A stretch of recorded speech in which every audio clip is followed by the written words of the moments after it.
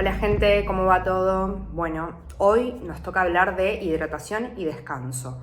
Dos temas que son sumamente importantes y que a veces quedan un poco en segundo plano.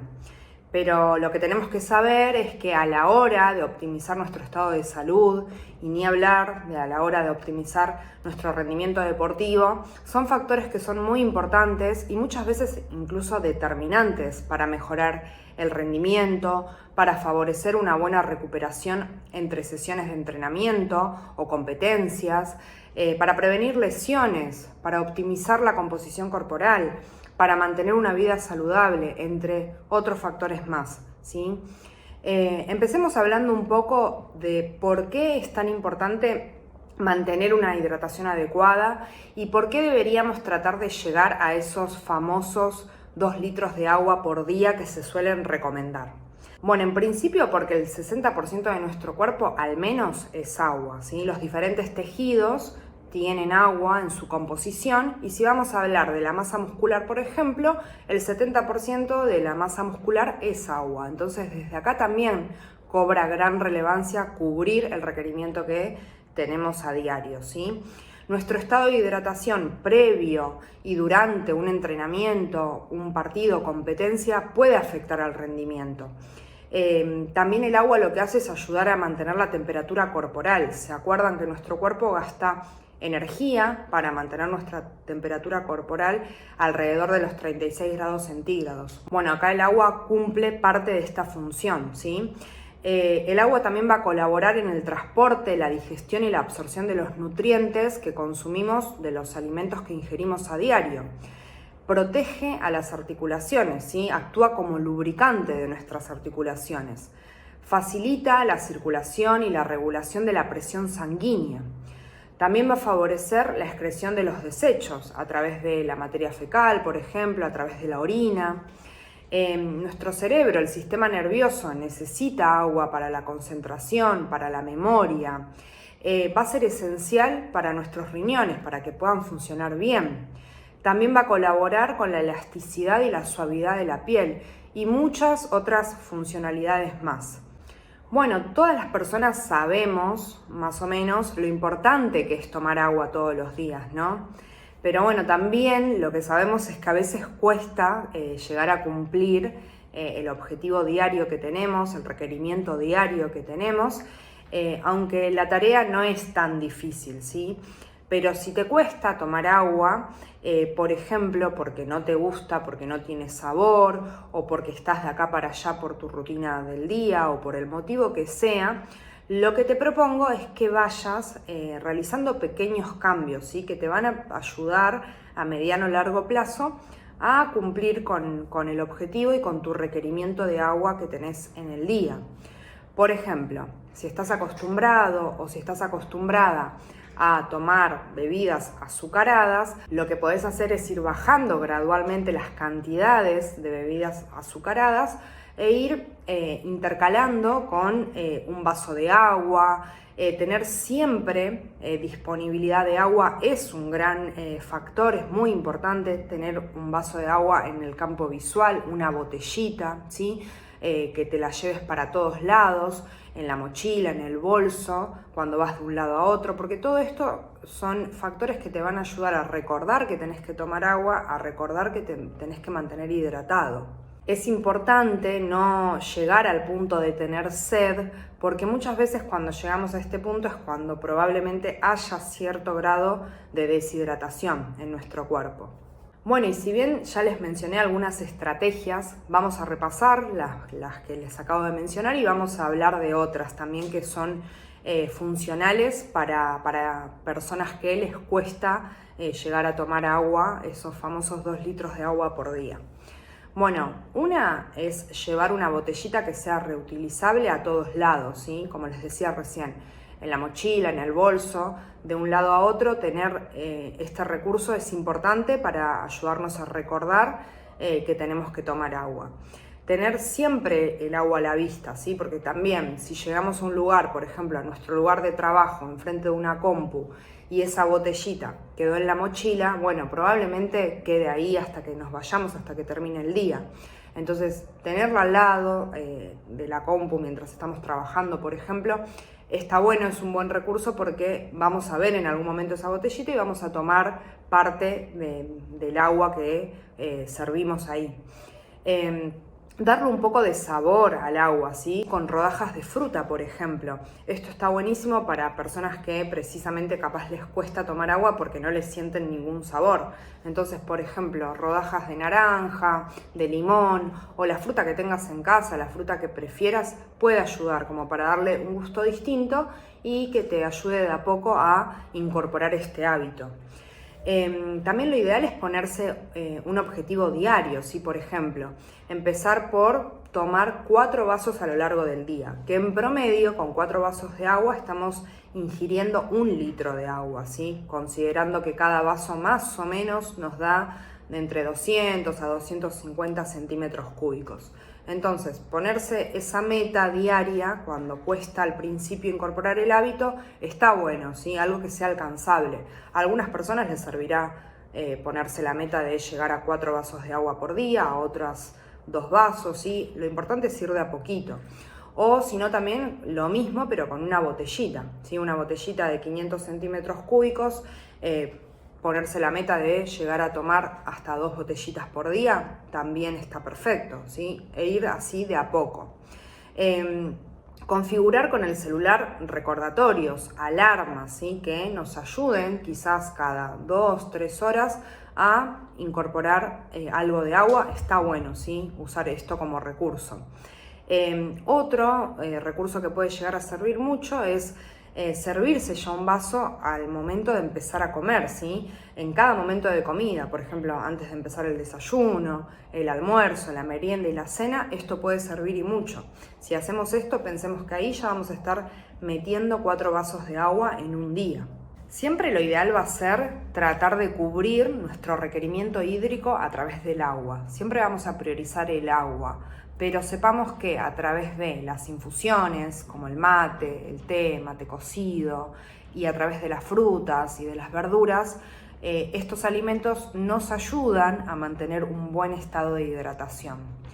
El requerimiento hídrico varía ampliamente de persona a persona, incluso en uno mismo, ¿sí? Mi requerimiento hídrico, mi necesidad de agua va a estar aumentado, por ejemplo, si entreno, ¿sí? Entonces varía muchísimo y hay factores que también influyen, como la tasa de sudoración. Hay personas que transpiran más que otras, la duración, la intensidad del ejercicio, ¿sí? Cuando hablamos netamente de entrenamiento, la humedad, la temperatura del ambiente, ¿sí? Entre otros factores que pueden llegar a influir. Una manera práctica de saber cuál es el requerimiento de agua que tengo, ¿sí? Es multiplicar el peso corporal por 30 hace referencia a 30 mililitros, como para saber el mínimo de agua que deberíamos consumir, y también multiplicarlo por 70 como para tener el rango superior, ¿sí? El máximo de agua que deberíamos consumir. Entonces, por ejemplo, una persona que pesa 70 kilos, por poner un ejemplo, el mínimo de agua que debería tomar ronda los 2 litros y podría llegar como máximo a casi 5 litros, ¿sí? Como verán, es un rango muy amplio. Entonces, dentro de este rango podría tranquilamente moverse la persona para cubrir su necesidad de agua, ¿sí? Que va a estar aumentado y que le tiene que prestar más atención en entrenamientos, en días muy calurosos donde perdemos mucha agua por la transpiración, ¿sí?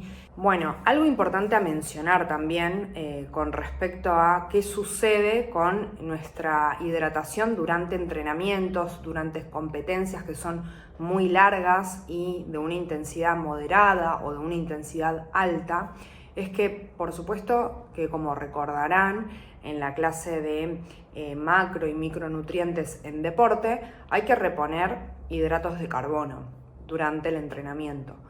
Y por supuesto que ahora se suma el reponer el agua, ¿sí? El agua que perdemos a través del sudor en este caso.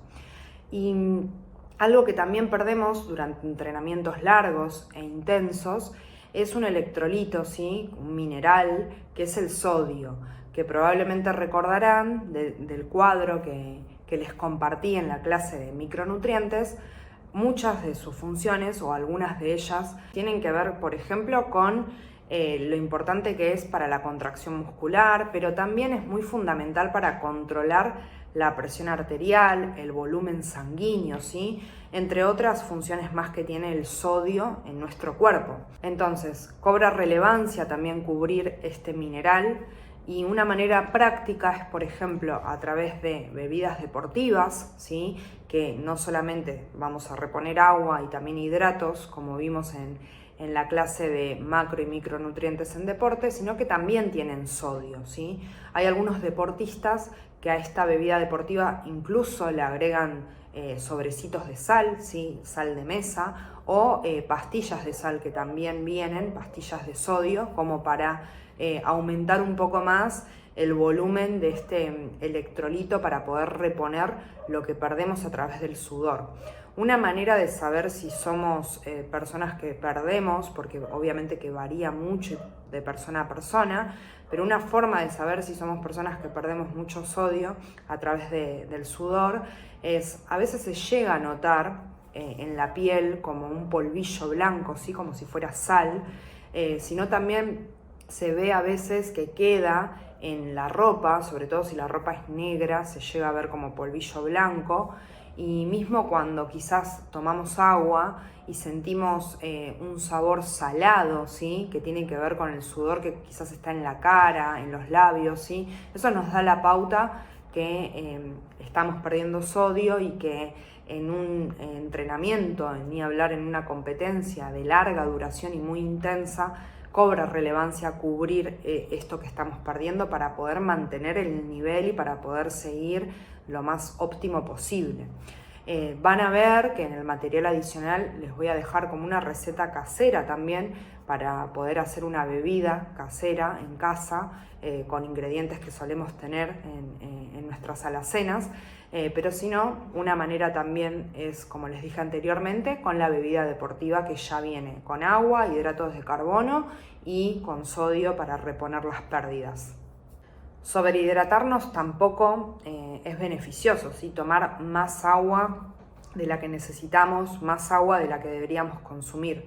A veces estos datos se obtienen en competencias o en entrenamientos donde se pesa al deportista antes de iniciar el estímulo, el ejercicio, y después de haber finalizado el ejercicio. Entonces a veces se ve con el peso corporal que quizás termina con más peso corporal, y significa muchas veces eso que se sobrehidrató, ¿sí? Ese peso corporal aumentado probablemente sea a expensas de la cantidad de agua que la persona haya tomado. Entonces esto podría llegar a ser contraproducente. A veces también realizando este pesaje previo y posterior al estímulo, también nos encontramos con deshidratación, ¿sí? Con la persona que haya perdido más del 2% de su peso corporal inicial antes de haber arrancado ese estímulo. Esto tampoco es positivo, obviamente, porque hay que reponer todo ese líquido que la persona perdió. Es fundamental poder normalizar los valores, ¿sí? Normalizar el estado hídrico, sobre todo si hay un evento próximo, otra sesión de entrenamiento o otra competencia próxima a la que acaba de finalizar. ¿Cómo podemos saber de alguna manera si estamos deshidratados, ¿sí? De una forma casera, diría yo, siguiendo los colores de esta tabla, podemos tener de alguna forma una herramienta para chequear si estamos tomando la suficiente cantidad de agua en el día para mantenernos bien hidratados. Estos colores nos pueden llegar a servir para, dependiendo del color de nuestra orina, poder estimar si estamos bien hidratados, si quizás tenemos una leve deshidratación o si ya es más grave, es una deshidratación más acentuada. Y en base a esto quizás tomar las medidas, ¿sí? A través de las estrategias que vimos hace un rato, para mejorar este hábito si es necesario. Algo no menor es que también el color de la orina puede llegar a modificarse, ¿sí? Dependiendo de los alimentos que consumimos, Por ejemplo, la remolacha es un alimento que suele teñir no solo la materia fecal, sino que también la orina. Si tomamos o no antibióticos puede llegar también a afectar el color de la orina, así que tengamos presente estas cosas para no quizás alarmarnos innecesariamente si vemos un color oscuro en nuestra orina. No siempre significa que estamos deshidratados, ¿sí? Seamos conscientes de la cantidad de agua que tomamos en el día y de esta forma vamos a poder tener como de alguna forma un control de nuestro estado de hidratación. Pasemos ahora a hablar del descanso y de la importancia del sueño. Muchas veces esto queda un poco librado al azar, como si no tuviese ninguna consecuencia dormir poco. Muchas personas duermen la cantidad de tiempo que les queda libre de alguna manera después de haber hecho toda la rutina de su día, sin darle la prioridad que merece el descanso. ¿Qué pasa? Cuando dormimos suceden un montón de cosas en nuestro cuerpo, ¿sí? Consolidamos la memoria, se reparan tejidos como el tejido muscular, entre otros, obviamente. Nuestro cuerpo libera un montón de hormonas, entre ellas algunas hormonas que nos ayudan a crecer, hormonas que ayudan a bajar el estrés que tuvimos a lo largo del día por las diferentes actividades, entre otras cosas más que suceden, ¿sí?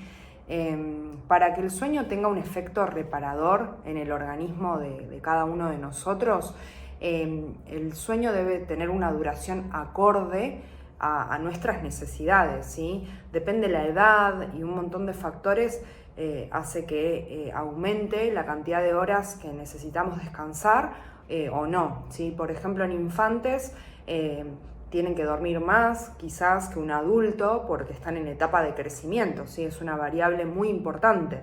En adultos, entre 7 a 8 horas es un tiempo acorde para poder descansar y para que ese descanso sea de calidad, para reparar los tejidos, como mencionábamos recién, consolidar la memoria, entre otras cosas más. Y en deportistas de élite, sobre todo en deportistas de alto rendimiento, se ha visto que esta necesidad está aumentada, ¿sí? Pudiendo llegar entre las 9 a 10 horas de necesidad de descanso.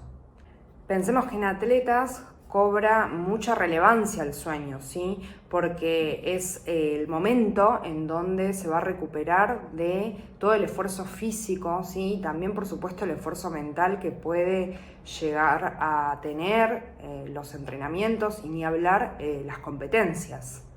También va a ser fundamental el descanso de calidad, acorde, para prevenir el riesgo de llegar a lesionarnos, ¿sí? También va a ser clave para poder optimizar los entrenamientos, favoreciendo el incremento de la fuerza, de la resistencia, de la potencia, del deporte que sea que se practique. Vamos a hablar ahora, para finalizar la clase, de la higiene del sueño.